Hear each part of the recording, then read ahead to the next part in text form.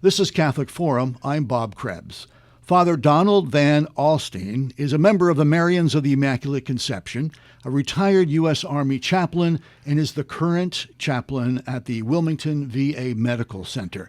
His service includes stints in Bosnia, Korea, and Afghanistan.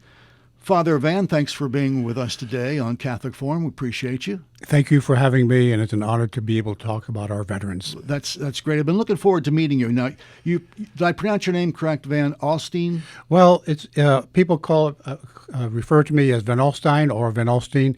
It's sort of like potato, Okay. but so I'm at home with either way of putting it. But you like to go as Father Van, right? Father Van, that's how I'm known by everybody. Yeah, perfect. Okay. So tell us about yourself. Where did you grow up? And Well, my beginnings were in upstate New York, a place called Hudson, New York, right along the Hudson River. Mm-hmm. And my earliest experience of going to church with my parents was a very profound experience, actually. It was just a sense of wonder and joy that was there. So I always had that image growing up on the farm, by the way, that I was like being at home at church. And I think that was my early beginnings of a vocation. So, as a young child? As a young child, Yeah. yes. And then as you grew, you entered the Army your first time around, correct? Was that during the Vietnam era? Yes, it was, as a matter of fact. I was drafted in 1966, and I characterized my experience as a draftee during the Vietnam War. A lot of people were, at that time, my age and all that, were very concerned about the draft. My attitude was, so be it, Lord. I place myself in your hands to guide me. And I characterized my experience as being an odyssey. Mm-hmm. And I'll tell you why, just very briefly. Sure. And that is that I was selected with a few others to get top secret crypto clearances as a draftee, for goodness sakes. And what happened is they wanted a volunteer to be a general aide de camp. And I volunteered to be interviewed. It was at Fort Meade, Maryland, and I was selected. And it was at that moment when, after that experience, working with a general and also being exposed to the high leadership officer corps and the Army, that I said, someday I'm going to be an Army chaplain.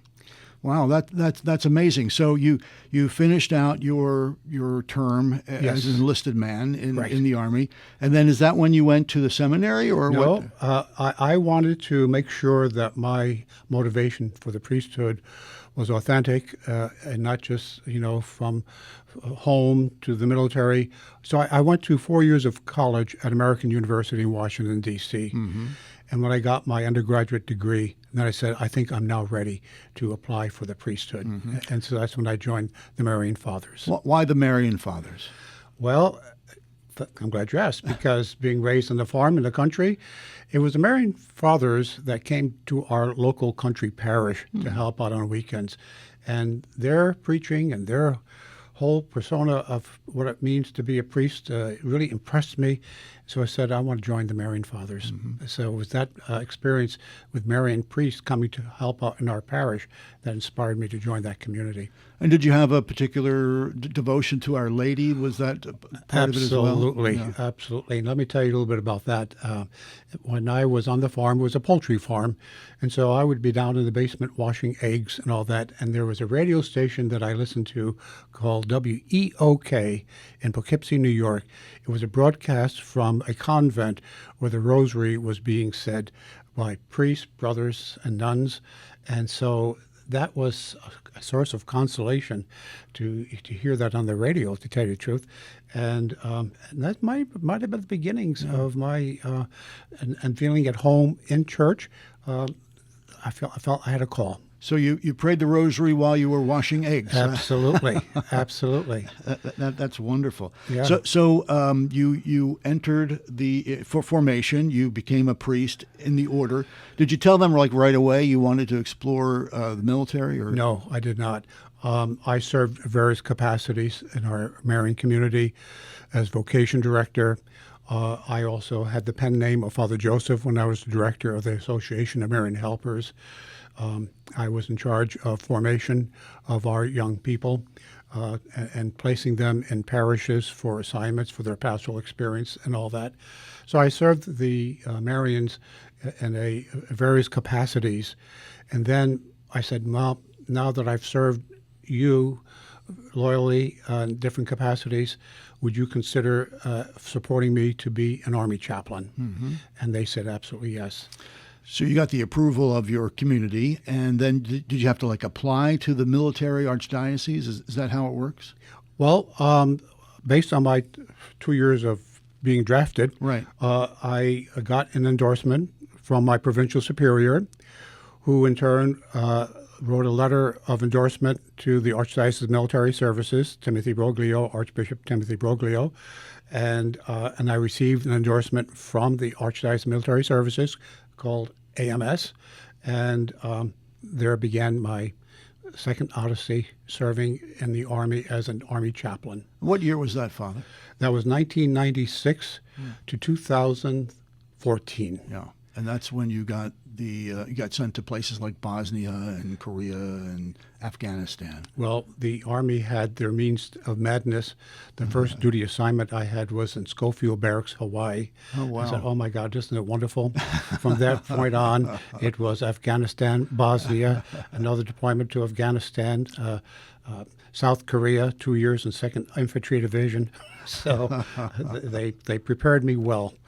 So, going from a religious community who could send you wherever to the military who could send you wherever, you must be pretty used to being sent to somewhere new. Well, I discovered what it means to be a missionary priest, because every 3 years we would get new assignments, sometimes less than 3 years, and to go and pack up and move on. So you travel lightly, and wherever you go, that becomes your home, and we do our best in those particular assignments. What types of ministry did you do as an Army chaplain? The Army chaplaincy has a principle: perform or provide. And that, for me, really expanded my understanding of what ministry is all about, because there's only certain things that I can perform, which are the Catholic sacraments, but I cannot perform, for example, Jewish services or Protestant services, or any other kind of a service that maybe the base does not have. So I would have to provide in the community, the local community, where a person could receive religious support or a place to go to worship. So that became a very wonderful principle in my ministry: is perform or provide. Yeah, that's a good slogan.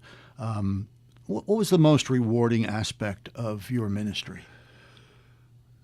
To know that you establish credibility, number one, for a soldier, and to be able to be their advocate if they sometimes get into trouble, and to counsel them, and to tell them that you need to be very honest in what your mistakes are, no excuses, but I'll stand by you and be an advocate for you.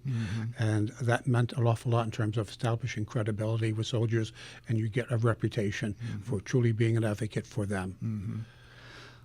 Were you in any areas where you were in danger, Father? Yes, indeed. I can imagine. In Afghanistan, probably. I don't know about Bosnia. In Bosnia as well? Well, Bosnia was a peacekeeping operation, Right. so the major conflicts were over. But my 2 deployments to Afghanistan, there was a lot of times I spent, I would say, 70% of my time was battlefield circulation and going to remote places called forward operating bases, FOBs. And there would be times when we would be under fire with, the helicopters flying to a base and all that. And there was one experience when we were actually in a firefight.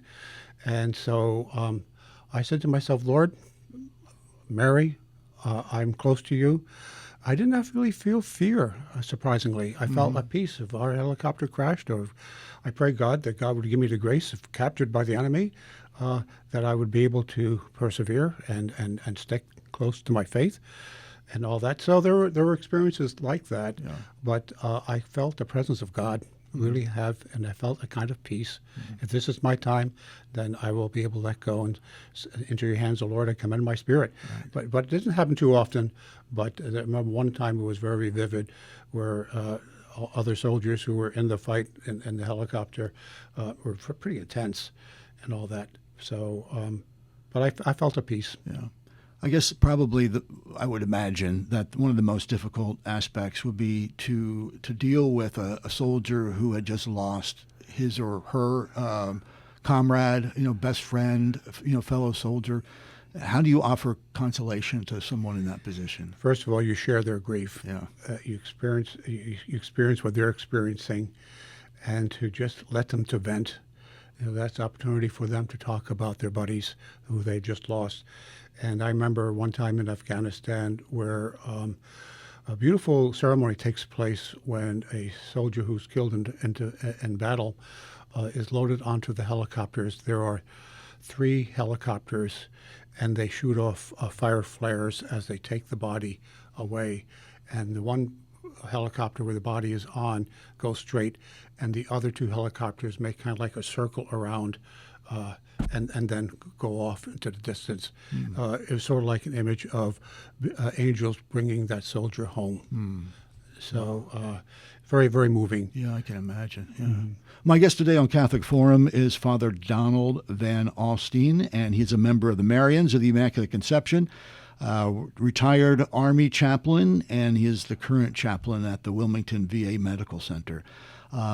So, Father, when you retired from active duty as a major, and then you became a VA hospital chaplain, why did you do that?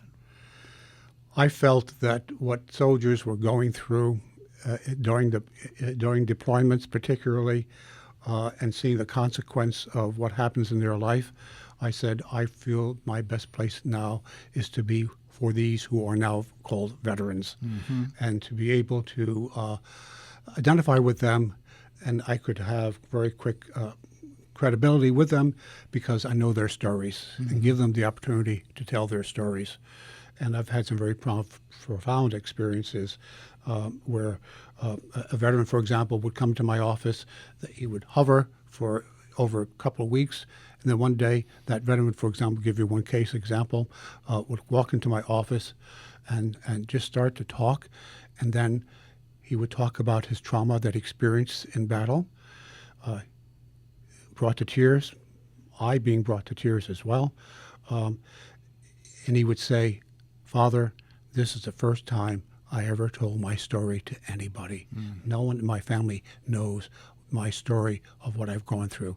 And I gave him an opportunity to be able to tell his story, to kind of like weep, and it's a healing process. And so my ministry, just with that kind of experience, is a healing ministry as well, the ministry of presence. And you never know when someone's going to open up to you. But if you always have a welcoming spirit and let them tell their story, great, wonderful things start to take place by the grace of God, indeed. Yeah. And you're the Catholic chaplain, obviously, but people of all faiths or no faith could come and share their stories. Absolutely. With you. Yeah. And that's a wonderful thing that you ask that question, simply because the military experience has, I believe, brought depth and breadth to what it means to be a priest, what it means to be a minister of the Lord. And I have learned so much from other faith traditions and recognized that we, in our tradition, have it all integrated together, but each of them reveal an aspect of who God is in their life, and to be able to affirm that in their life. And oftentimes veterans, knowing that I'm a Catholic priest and they're Jewish or Protestant, and say, you know what, Father? And they would call me Father or Padre. Interesting. There's only one God, and that's the God that we all love. So that's our commonality, and that's brings a lot of meaningfulness to my ministry. So not only, though, across religious boundaries, but also age, because you could, if you're talking to a Vietnam era veteran, you can identify with him, or Afghanistan veteran, you can identify with him. So you kind of cover all the bases. I'm fortunate. That's very fortunate in my experience, and by the providence of God, Yeah. absolutely the providence of God, that I've had my foot into the Vietnam era and know their stories very well. And by the way, let me just say this, that if you ever meet a Vietnam veteran, the very first thing you want to do is look into their eyes and say, "Welcome home." Still, Yes. even after all these years. Yeah, I don't say thank you for your service, Yeah. because they were not thanked for their service when they came back home, freedom and back from the war zone, Right. and only not to be treated well by the public. So the American people learned a lesson as well. Yeah. And so it's very important to Welcome home. welcome home. Yeah. Awesome. So what is an average day like for you, Father, as a chaplain at the VA hospital? Well, the average day is like that of being in the military itself. It all starts with an open door policy and to really be present and welcoming to our veterans. So the average day is I begin my day with seeing who has been newly admitted to the ICU. They're the first people I want to see. And then to make my rounds to the hospital veterans, hospitalized veterans. And then just with counseling in my office as well. And then do you say Mass every day? Or I say Mass every day at the VA Medical Center, 11 o'clock, 6 days a week, actually. Plus, I help out at Holy Rosary Parish as well. What do you think is the most important aspect of your ministry at the VA? Just being present there? A ministry of presence and a sense of welcoming, and being able to have the capacity to actively listen so that a person can really tell their stories. That's the whole, you see the gospel, in the gospel, it's all about storytelling, parables, and that's what brings meaning and purpose to people when they're able to tell their parable, their story. And then for me to be able to see how the hand of God is working in their life because of their experience. And I oftentimes tell our veterans, you are the person you are today, not despite what you have gone through, but because of what you went through. And you're hanging in there, not giving up on yourself, not giving up on God. You slowly and surely become a person deeper in faith and more humble, and recognizing the grace of God in your life, which is a source of strength and empowerment. So you are the kind of person you are because of what you went through, not despite what you've gone through. Right. Now, you're involved with a project called the Guardian of Defenders Memorial, which is located at Holy Rosary Parish. Tell us a little bit about that, if you would, please, Father. Well, it began with my deployments and recognizing that there are memorials for people from World War I, World War II, the Vietnam War. But you know what? I'm saying to myself, there's no memorial that I'm aware of dedicated to those who are in Operation Enduring Freedom, Operation Iraqi Freedom, OIF, OEF. And I had this vision. I always had a love for angels and guardian angels. And so I came up with a concept of an angel taking a dead soldier with hopeful face of the angel looking skyward with the battlefield cross as part of the symbol of the Guardian Defenders. What is the battlefield cross? It is an inverted rifle, means the battle is over. The boots of the soldier who died, and also the Kevlar, the helmet, with dog tags of that person that they wore around their neck, now is around the rifle, and that would be called the battlefield cross. I've seen that image, but I didn't realize it was called the battlefield cross. So yeah, Yes. That's interesting. So that's integrated into the monument. Into the memorial, yes. Memorial, yeah. And by the way, the military is always famous for their acronyms. Yeah. So, okay, Guardian of Defenders, what's the acronym? GOD. And that wasn't by accident. I That take it, was right? by design. Yeah, for sure. So that is something that is located at the parish, Yes. at Holy Rosary in Claymont. Yes. And people can see that anytime. Anytime. We have one more phase of the completion of that monument, and it's going to be erected very soon, hopefully in time for 9/11, is the flag poles of the different branches of the services, plus, of course, the American flag, have it under lights. So that'll be the completion of the memorial to come soon. And also, it's located at Holy Rosary, but at the Grubworth Mansion, which has its own historical value, meaning. And that was put together by one of our priests as well, who's also Yes. a military chaplain. And are you still raising money for that? We are still raising funds for the Guardian Defenders Memorial, particularly now for the last phase of the memorial, but also to ensure that there is going to be sufficient funds so that it can be maintained in perpetuity. And the other priest who is the pastor, Father John Gayton, he's also a Navy retired chaplain.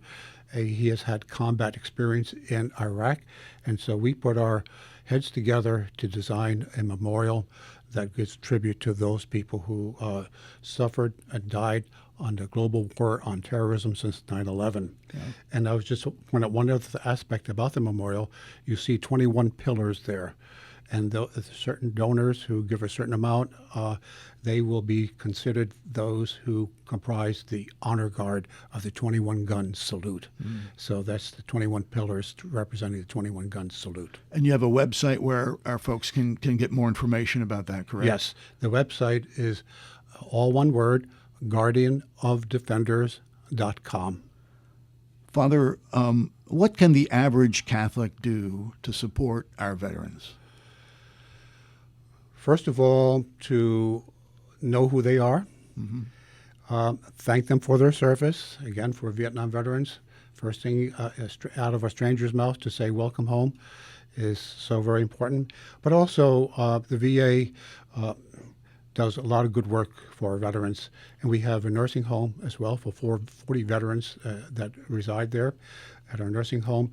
There's a lot that can be done in terms of donation of clothing, toiletries.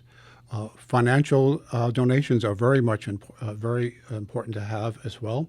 So that's a wonderful way in which to support our veterans. But I also like to put a plug in for the extraordinary work the Knights of Columbus have done for our veterans, particularly the fourth degree, the patriotic degree.